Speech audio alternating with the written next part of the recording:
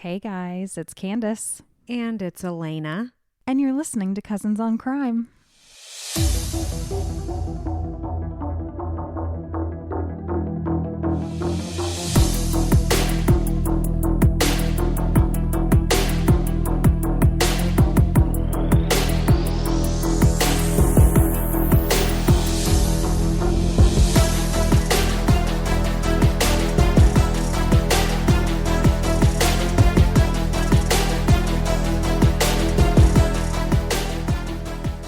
Happy New Year. Oh, was I supposed to say that with you? I don't know.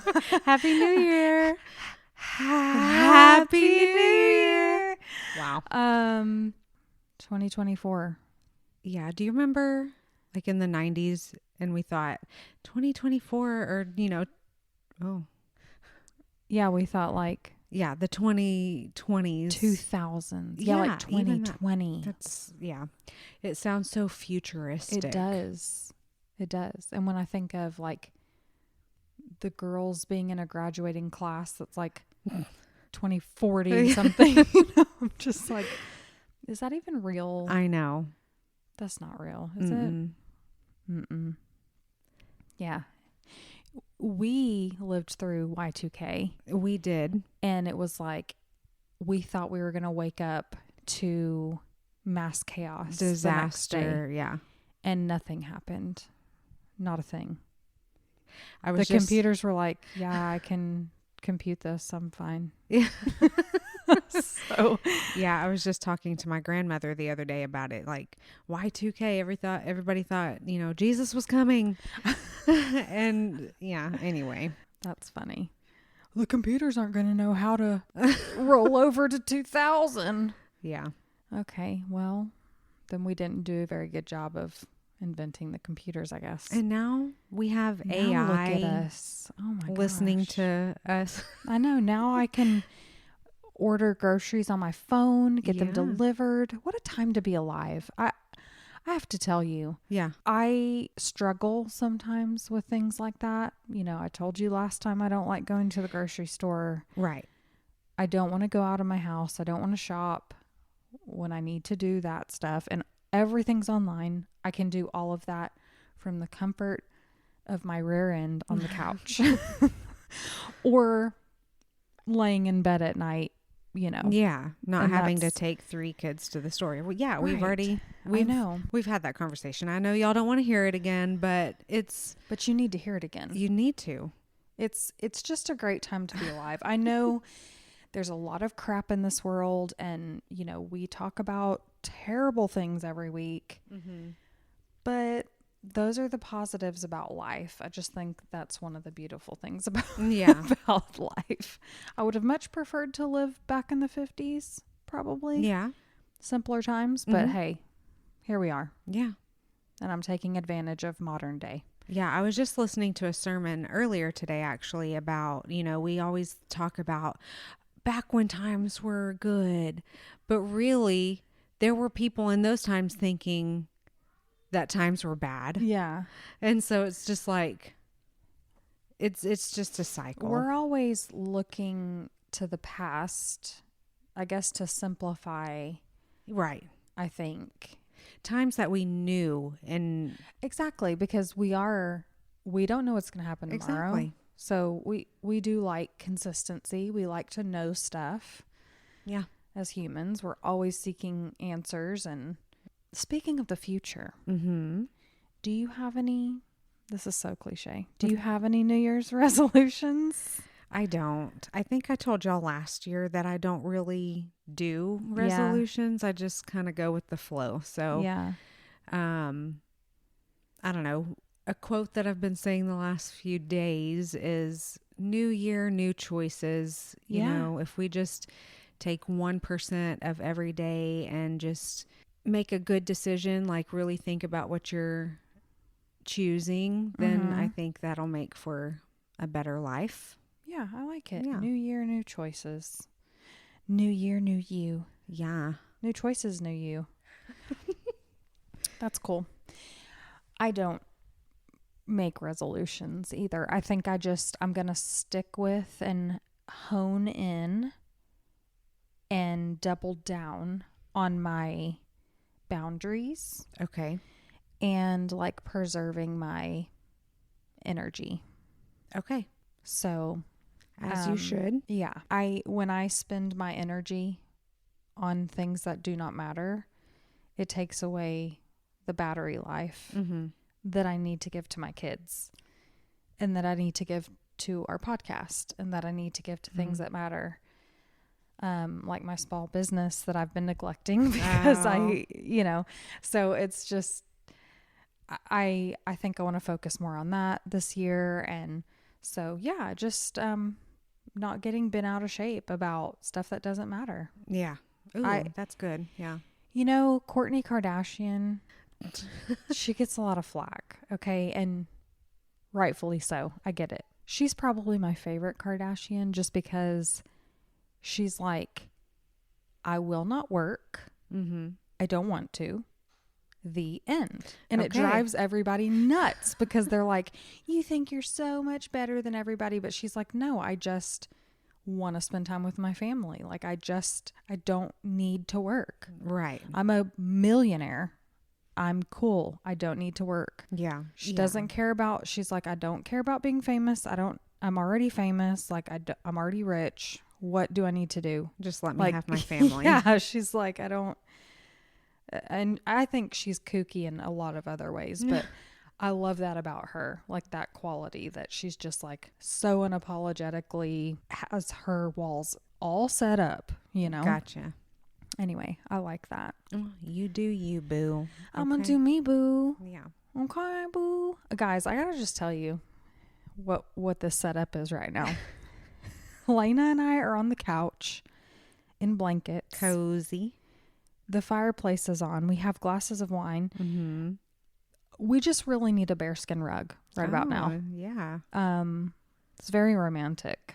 Yeah. So Candace knows how to set the mood. Set the mood. I should be telling too bad I don't have a ghost story prepared because this is such ghost story ambiance. Okay, well, let's get into it. Yeah, they're like, stop talking. Okay, well, this story just sucks. It just does. As they all do. As they all do.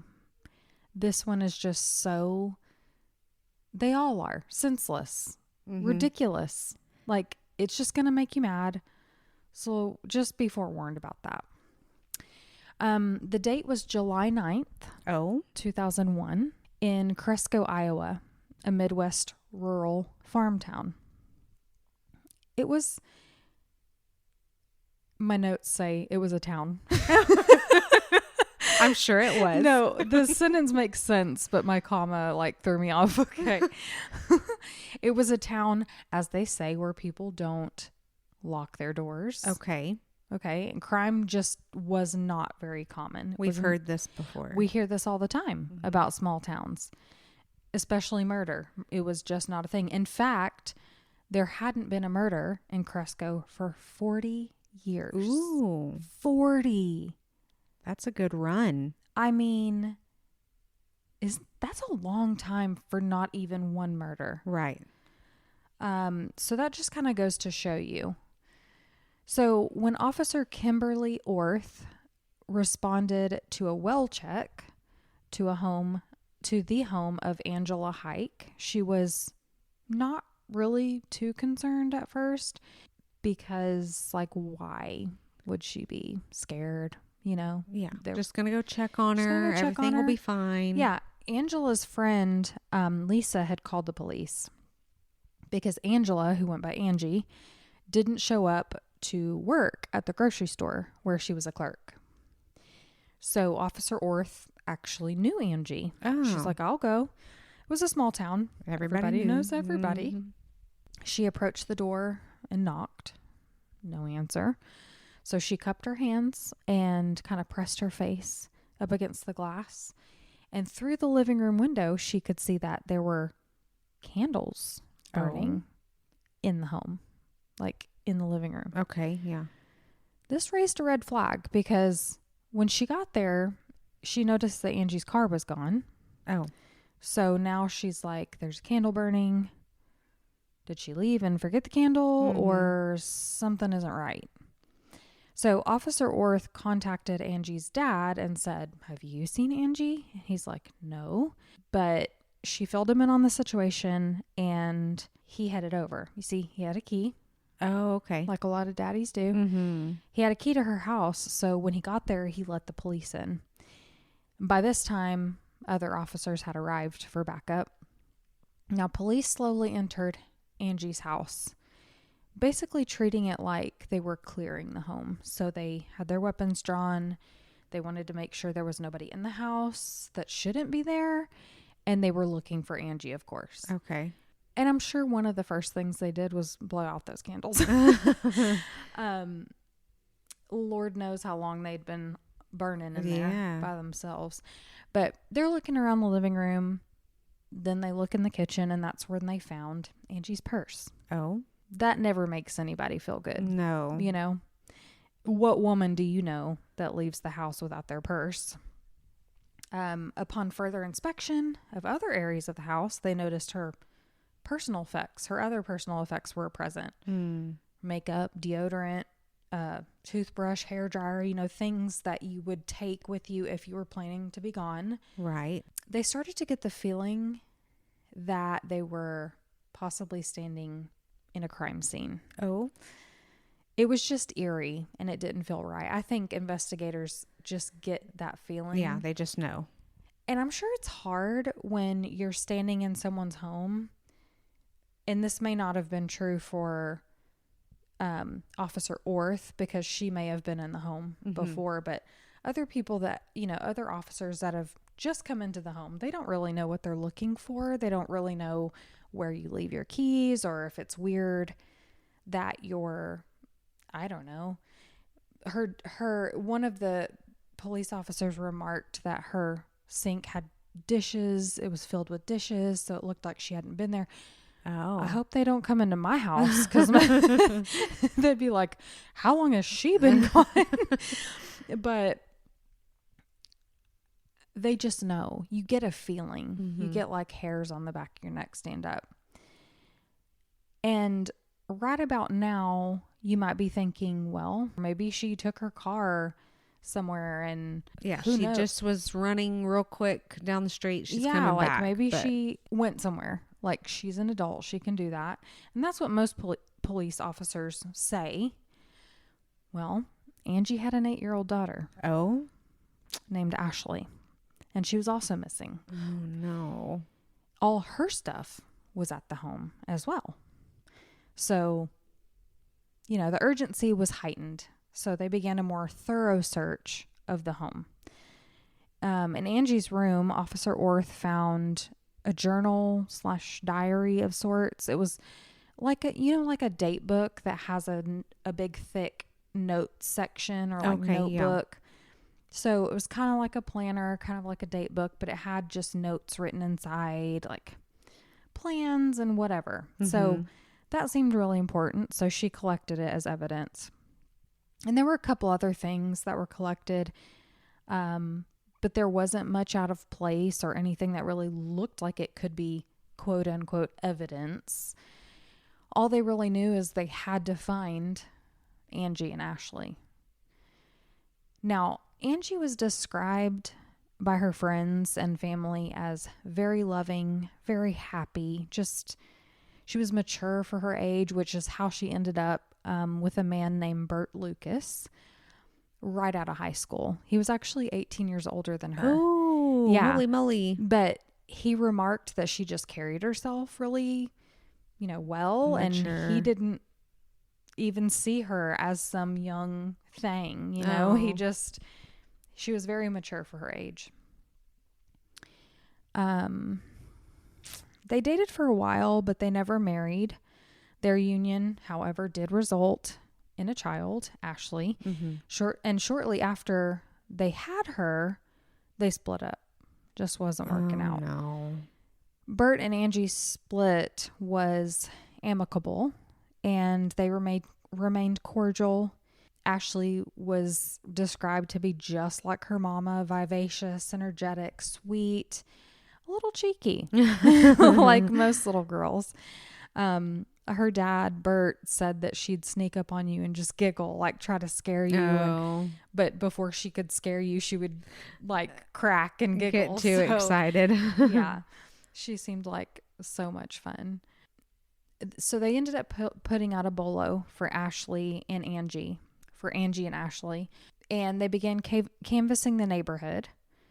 When asked if they'd seen anything unusual, a neighbor told police, yeah, actually, he saw Angie that morning around 6 a.m. And he said, I think it was Angie. I mean, yeah, he said he noticed because she backed her car into her driveway all the way to the garage. And he said that was just like not her typical behavior. So when he saw someone backing in, he thought, oh, all right. You know, like he just took note of it because it was out of the normal. But he didn't see her leave or get out or anything. He just noticed it and went inside. That was really the only person that noticed anything different that day or that morning. But what about Ashley's dad, Bert Lucas?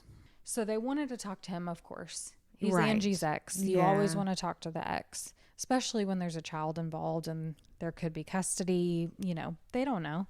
But when they went to speak with him, he was completely a mess. Oh, no. Just so upset. He was so concerned about their whereabouts. He did not, like, he was like, Angie would not just take Ashley. It wasn't like that. Right. She wouldn't take her. She wasn't vindictive. There's no reason to do that. They had a great custody arrangement, and he just really wanted to know where they were and if they were safe. He said he last spoke to Angie that Sunday, the day before their disappearances, and her and Ashley were planning to go tubing at the river with Angie's best friend, Lisa. He said even though, you know, we weren't together, but Angie wouldn't just go off and not tell me. Like, she was very respectful. And as I said before, they didn't have a nasty, complicated relationship. Bert actually said they got along a lot better after they broke up. Like, their relationship kind of grew into really good friends. Time apart. Yeah. So he would have Ashley on the weekends and everything was fine. Everybody was very content with their arrangement. Bert was asked, okay, well, where were you last night? He said that the night before he went out with some friends to a bar for some drinks and he didn't stay out too late. He said, I had to get up early the next morning for work, and so I headed home early. He said he went to work the next morning as per usual, etc. Pretty easily verifiable. So they visited the bar and spoke with his friends, who said that he did leave around 10 p.m., which was pretty early. I mean, none of them were leaving that early. His superiors at work confirmed that he showed up at work on time the next morning. So his alibi checked out with all of that. And with that, they basically ruled him out. There was one more thing they needed to follow up on, though, with Bert's story, because he mentioned that Angie was supposed to spend time with Lisa. Okay, right. So they needed to go talk to Lisa. Lisa said they did go tubing, and she ended up dropping Angie and Ashley off at home around 5:30 p.m. the evening before they went missing. Officer Orth reported that Lisa's demeanor was really flippant in that initial interview. And remember, Lisa's the one who called in the welfare check. Right. When Angie didn't show up to work. So this was like very strange that she was acting this way. She asked her again, so is it weird that Angie would no call, no show to work? Lisa was like, well, like kind of. But it's like, why would you call in a welfare check? Yeah. If it's not out of the ordinary. Right. So anyway, just a really weird thing, kind of threw her off, and she was just like, I got to keep an eye on this Lisa character. So, I mean, everybody else was pretty upset about their disappearances. Why isn't her best friend upset? Right. Then she got to thinking, she's like, what if the person that the neighbor saw backing into Angie's driveway wasn't Angie at all. Mm-hmm. Could it have been Lisa? That's what I'm thinking. Might she have something to do with it?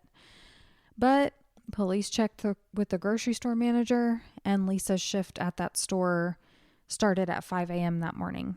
The day of the welfare check, and her manager verified that she was there on time. So it couldn't have been Lisa that the neighbor saw at 6 a.m. Right. Okay. So she's like, ugh, and keep getting these little flickers, and then it leads nowhere.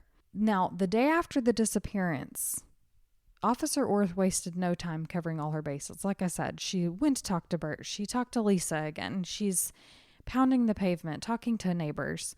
She called the hospitals, other jurisdictions to follow up on the bolo, and she went to the bank.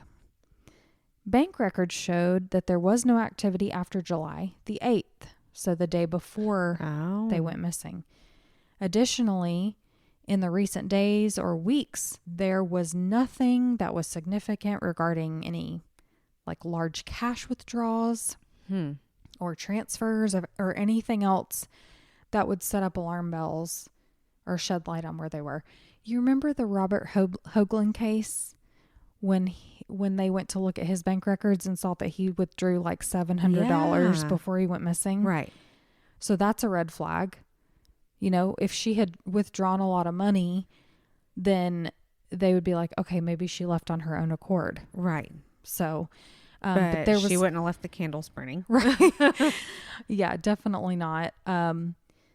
But she had none of that. She had none of that. Right. It was just crickets in her bank account, basically. And even though Officer Orr was busy busting her booty, Cresco was a really small town, as I stated. There were only 6 officers in the department. 6. Yeah, that's small. Yeah. So Agent Jim Wirtz with the Iowa Department of Criminal Investigations came on board to assist them with the investigation.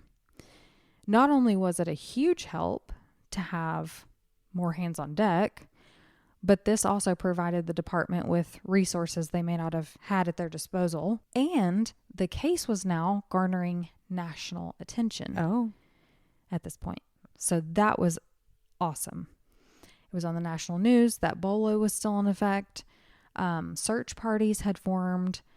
Things were really picking up speed. Police even got a call that a small girl had been found unharmed at a nearby truck stop. But when police went to check on this young girl, it was not Ashley. Oh, no. And that was a blow. The family was so hopeful, like holding their breath. Yeah. And it wasn't her. I mean, you're right. They keep going from one lead to the I know. So they were getting calls. Like they were, they were following up on things, and the investigation was well underway. Mm-hmm. We talk about all the time where there's just nothing going on in an investigation. They're not doing anything, but they were really doing it over there. But nothing was panning out for them. It wasn't until they circled back to the things that they recovered from Angie's house that they realized the piece they needed to solve this mystery was in their possession the whole time. Really? Do tell. Remember Angie's diary? Yeah.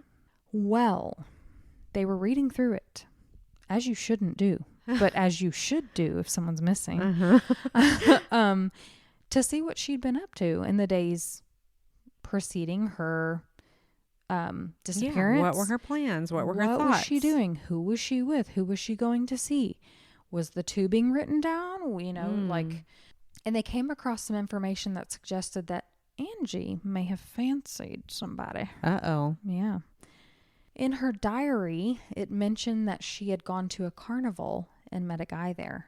And who would know about some guy you like better than your best friend?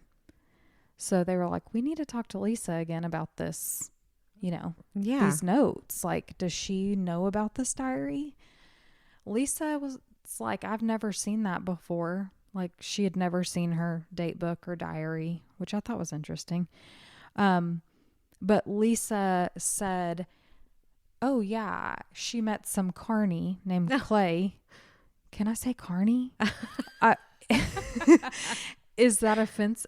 If it's not offensive now, it will be. So Right. You're I'm just exactly going to right. say it Just because it's in all as the I said reporting. before, you do you, boo. If you're a carny, please write us at cousinsoncrime@gmail.com and let us know if you're offended. Thank you. We won't say it again. So she's like, yeah, she met some carny named Clay, and I really teased her about that. Like, okay, met some carny, okay. Yeah. Lisa also added that Angie had gone out with a guy to a wedding a couple days before she disappeared. Some guy named John Walls. Officer John Walls. Okay. Right. So they went down the hall and said, excuse me? Knock, knock. Pardon me, John, can you put that donut down? We need to talk. And they said, you didn't think it was important to mention that you went out with a woman who's now missing just days after you went out with her? And he's like, well, she went to a wedding. She invited me to be her date. And he's like, yeah, I went with her and I was her date, but it wasn't like a romantic thing. We didn't, it's not like we went out to dinner and drinks and dancing. We just went to a wedding. Yeah. I dropped her off. That was it. So nonchalant. Exactly. That word is in my notes. Well, he acted kind of nonchalant about it. He just was like, I didn't think it was, 6 officers in the PD and she's missing. You don't just want to do your due diligence and say, hey, just so you know, this is all the information I have. Like, this may be important. Yeah, like if it comes up, we went to a wedding. Yeah. If it comes up, because now you look a little sus. Exactly. So anyway, they were like, okay, here's what's going to happen. You're going to go sit in that corner and think about what you did. And also you're going to have nothing to do with this case. Right. Like, get back to your donut. But who was this carny guy? Yeah. Let's go find him. Who is this carny named Clay? Agent Wirtz and Officer Orth went to the fairgrounds to see if these carnival workers were still kicking about. Maybe they're still there. Right. The carnival was in town just a couple days before that. So they ended up running into a group of people that were packing up. Oh, and lucky. Yeah, they knew Clay. They're like, yeah. They said, yeah, Clay and his wife worked for the carnival. Oh, no. But he left town and they hadn't seen him. Likely story. They were like, he just quit. He just ran out. Well, when they followed up with the company that employed the carnival workers, they said, no, Clay didn't quit. He and his wife just didn't show up for work Monday. Oh, well, I wonder why. He didn't call and let us know. They just didn't come back. They left and didn't come back. So a huge break came when someone attempted to use Angie's credit card. What a dummy. And they tried to cash a check at a gas station. You gotta be a dang fool. Are you for real? Come on. Do you not see on the news that they're looking for this person? Stupid idiot. Well, the dream team, who's Agent Wirtz and Officer Orth, they headed over to Kansas to lay eyes on this check because they're like, well, all right, let's see. Could be Angie. Maybe it's Angie writing this check. Hopefully. Maybe she's using her credit card. We don't know. They compared a known handwriting sample with the handwriting on the check, and it was clearly not a match. Didn't match. You are not the father of the check. Right. And it was at this point they knew she had been robbed. They're like, she's been robbed. Gosh. And someone is in possession of her financial things, and this isn't good. We can't find her and her daughter. This is not good. And it was at this point that they noticed, oh, there's cameras in here. Interesting. Yeah. Well, you know how we get to these parts of the story? I'm throwing my head back. And it's like, Don't The say cameras weren't working that day. No. Well, lucky for these detectives, they were working. You Suck had your me on a mind. roller. Suck your mind. They were working. Okay. And they were working great. Like, it was very clear footage of the people. Nice. I'm proud of this. Yes, exactly. Company. There was a couple. And when they saw this man and this woman, they were like, well, that's not Angie. Like, so they're thinking maybe some guy took her or whatever. It wasn't Angie in the footage. And furthermore, they were driving Angie's car. Oh. Mm-hmm. So they suspected that this couple was Clay and his wife, Bobby Joe. Mm-hmm. And they were correct. Clay and Bobby lived in Atchison, Kansas. And Clay had a criminal record. Oh, wow. Like a lengthy one. He'd been in and out of jail for theft and robbery since he was like a kid. Come on, guy. Yeah. His mother later said that when Clay was 13, her youngest child was taken from her and put in state custody. I don't know the details of that, but it doesn't really matter. But she said that since then, Clay started committing these petty crimes at 13. And he'd been in trouble with the law ever since. Just a scrub. Yeah. Low life. Yeah. Now, police in Iowa now had the assistance of the police in Kansas because now we're crossing state borders. Right. Now we're getting other jurisdictions involved, especially when that's where he lived. And they ended up tracking him down to this motel where they had been rumored to have been hiding out. There's only so many places these miscreants can fester, you know, and a seedy motel is one of them. Mm-hmm. Officers descended on their room in cinematic style. Okay. And took their booties in for questioning. Now, at the station, Clay admitted that he had met Angie at a carnival. He knew who they were talking about. He's like, I just don't know where she is. Like, I know her, but I don't know her whereabouts. I don't know where her daughter's at. So they pressed him. Sir, you have her car. You've got her credit cards. You're writing checks out of her checkbook. Yeah, the gig is up. And you don't know where she is. They're like B to the S, you know? Now, he did some more denying before asking for an attorney.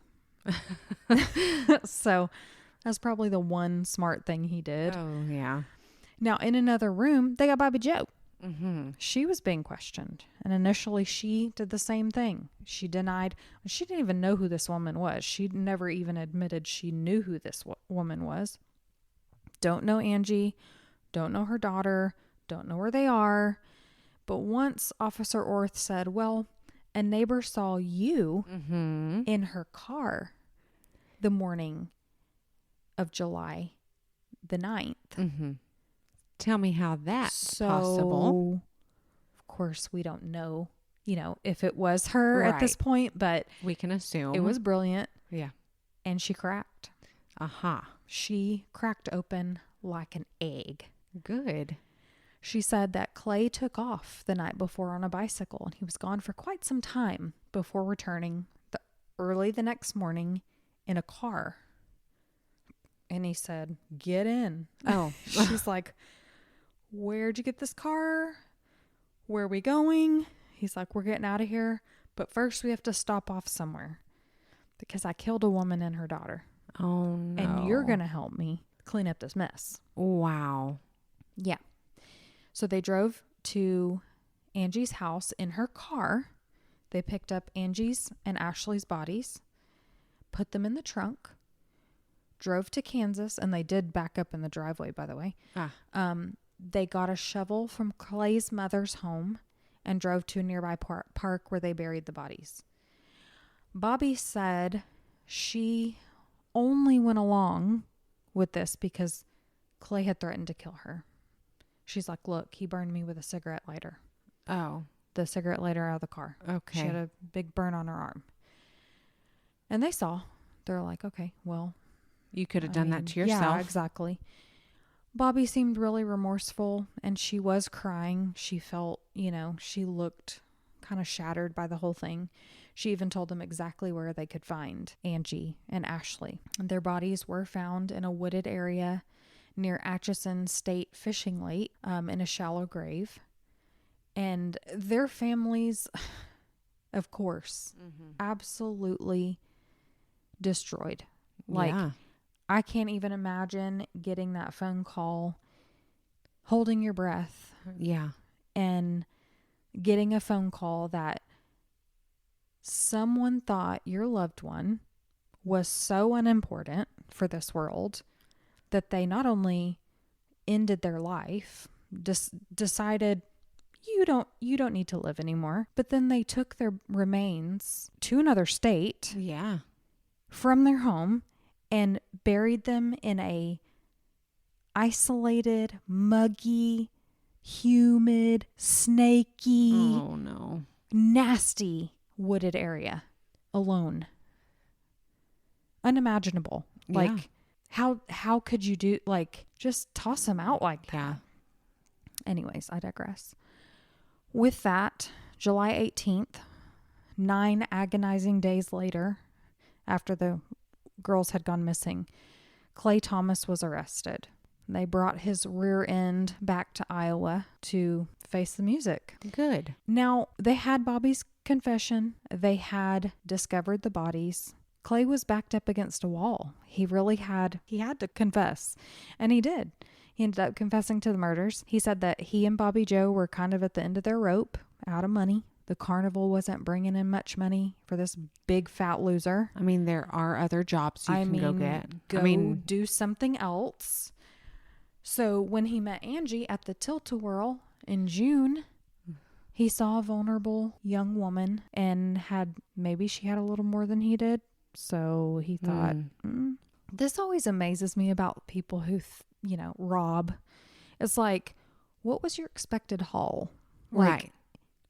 Did you think, oh, if I can just get a couple $100, that's cool. To take someone's life for that. Or if I can just get one good piece of jewelry that I could sell or pawn. You know what I mean? Yeah. Because Angie wasn't well off. I mean, she wasn't living in squalor. She was making an honest living. She had a home. She was supporting her and her daughter. That's the thing. But she wasn't who work so hard for their things, and you're going to go take it. I know. It's sick. Who are you? Like, what? Was it worth it? Was it worth it, Clay? What did you get really in the end? Right. Anyway, he was invited back to Angie's house for the second time. So I said he met her in June. He met her in June. He went over to her house. They hung out. And then when the carnival was back in town the next month, he was like, now's my chance. Mm-hmm. So he was invited back over to Angie's house because she liked him. He went over there for a second time. They were hanging out. At one point, she went upstairs because Ashley had a bad dream. So she went up there and consoled her and said, go back to sleep. Everything's fine. She came back downstairs. And then at one point, she started complaining about her back. She's like, oh, my back just really hurts. And he's like, I can rub your back for you. Mm. And she did what I would do. Let me go get my smell good lotions. Yeah. So when she laid down on the floor to be massaged, he straddled her and then kind of pretended to give her a massage at first. And then he started strangling her with his bare hands. Well, she broke free. Okay. And he chased her through the house. And it wasn't long before he caught her and overpowered her and strangled her to death. Oh, my gosh. When he was done with her, he went upstairs and strangled Ashley, who was sleeping in her bed. Yeah. No. Sleeping in her bed. No words. I don't have words. Why? I mean, when Angie went upstairs to see Ashley after that bad dream, he could have just looked around and grabbed whatever he wanted and left. Yeah, just go. Just steal what you take her car, for crying out loud. Steal what you want. Yeah, but at this point he knew that she had already seen him. Okay, if you're thinking, you're reading my notes. Okay. Because You're thinking, well, she could have identified him. Yeah. What about Ashley? Why did he have to go up there and kill her? She was asleep. Yeah. Like, he could have just killed Angie and left. If that's, you know what I'm saying? Like, Yeah. if he's like, oh, well, she can identify me. Why an 8-year-old who's literally asleep upstairs? Well, because she could say, this man from the Yeah, carnival came. I guess. Little did he know. I don't know if she knew him, because the time before he came over, like when he came over the first time in June when they first met, Ashley wasn't even there. She was staying with her dad at that time. So, like, did she even see him? Did she even see him? Did she even meet him?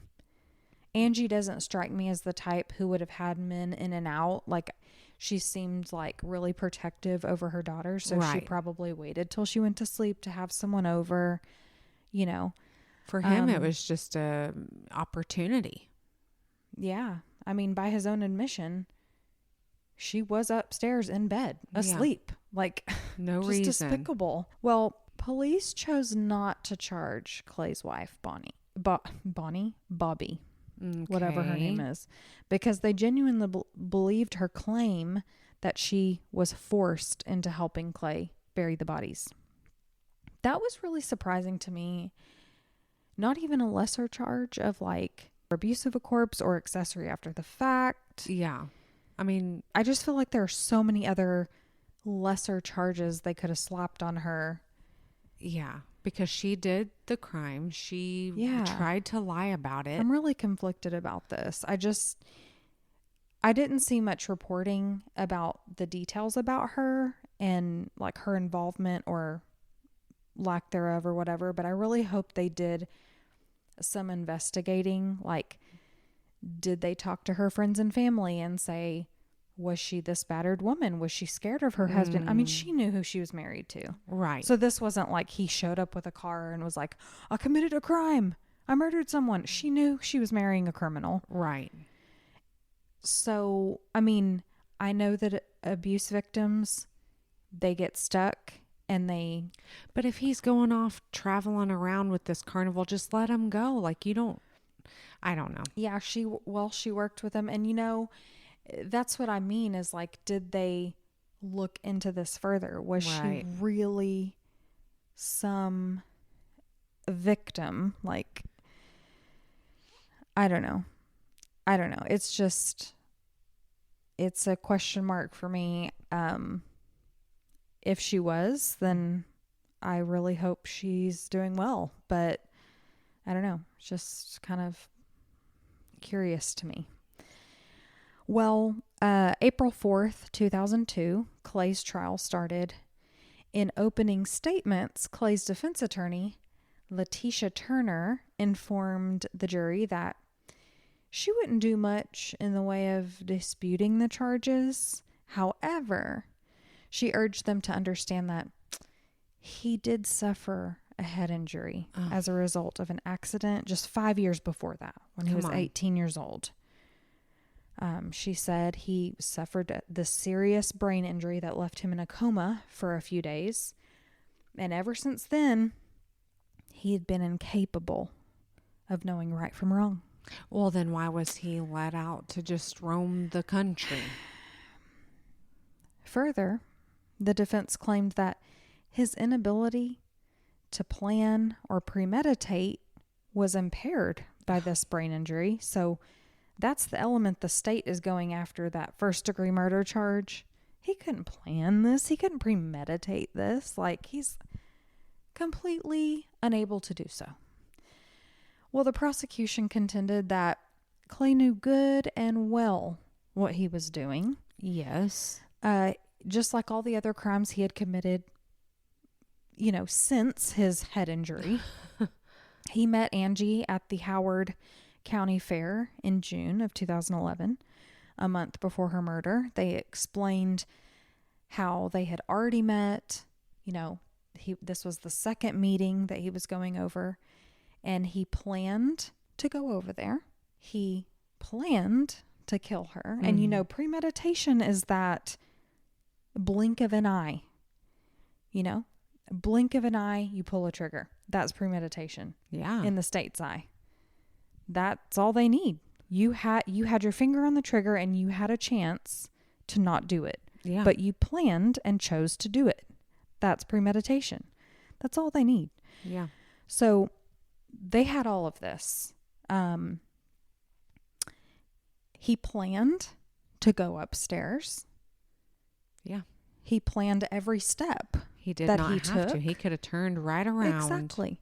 He planned to pick up that pair of jeans and strangle Ashley. Oh my God. Sleeping in bed with a pair of jeans. Sick. Yeah. Then forget the premeditation and execution of the murders. He took great lengths to conceal what he did. Mm-hmm. Involving his wife. Exactly. Those aren't the actions of someone who is unable to know right from wrong. Okay? It is true that his behavior did worsen after the accident, like his criminal behavior. His mother said as much. But to make the argument that he's somehow exempt from a consequence Wow. due to this head injury is absolute garbage, and I don't want to hear it. No. So his wife, Bobby, testified at the trial for the state and told the jurors that she only assisted in the disposal of the bodies under duress. She said he threatened her and she was afraid of him.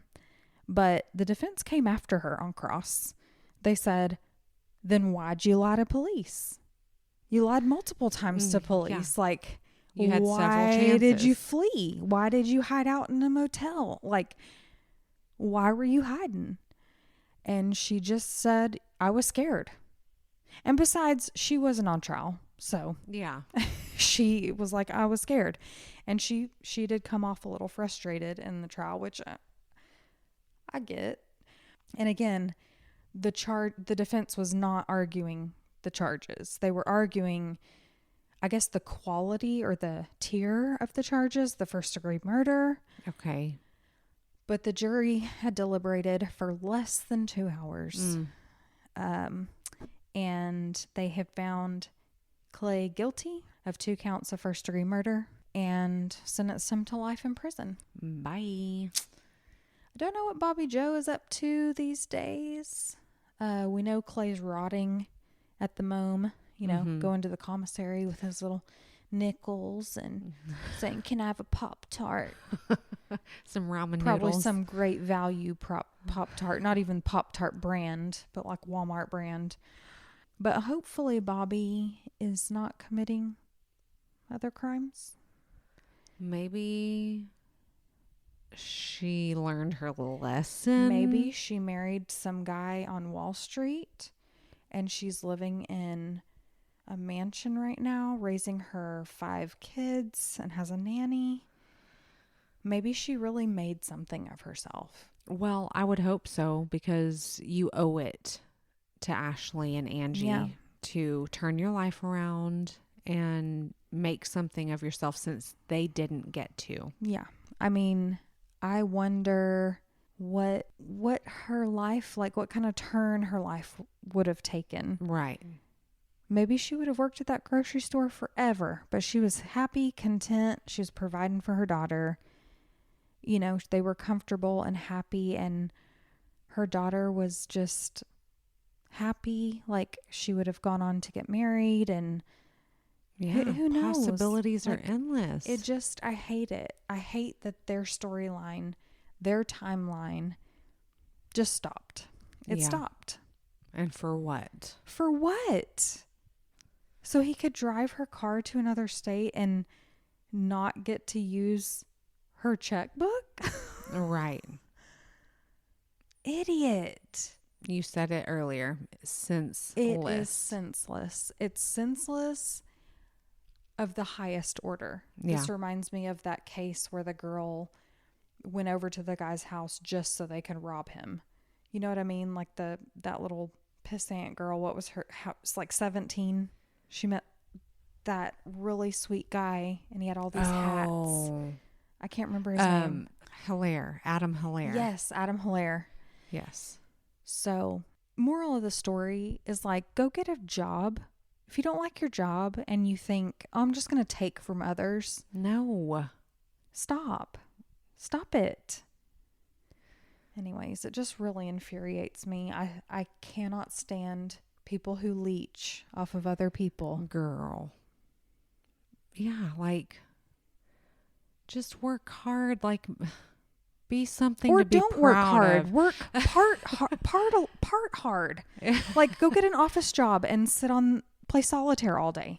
I mean, do something, but make your own money. Yeah. You know what I mean? If you want to be a scrub, at least make money so people don't have to support you. Don't take others. Yeah. This is just disgusting. Like, yeah. I hate it so much. Well, unfortunately, I have nothing more to say because Angie and Ashley didn't get to live for me to say more. And I'm certainly not going to talk more about Clay and Bobby Joe. No, that's enough. So I'm just going to say rest in peace. Rest in peace. Ashley and Angie. Fly Sweet little high, angels. Yes. And thank you for telling their story, Candace. Yeah. That was great. Not so great. No. But let's do it again sometime. Yeah. We'll have to do it again. Yeah. We'll see you next week, guys. Bye, y'all. Bye now. Bye-bye. Thank you for listening to Cousins on Crime. If you're enjoying our podcast, please consider leaving us a positive review and rating. To make sure you never miss an episode, subscribe to our show. You can also follow us on Instagram at Cousins on Crime Podcast or send case suggestions to cousinsoncrime@gmail.com.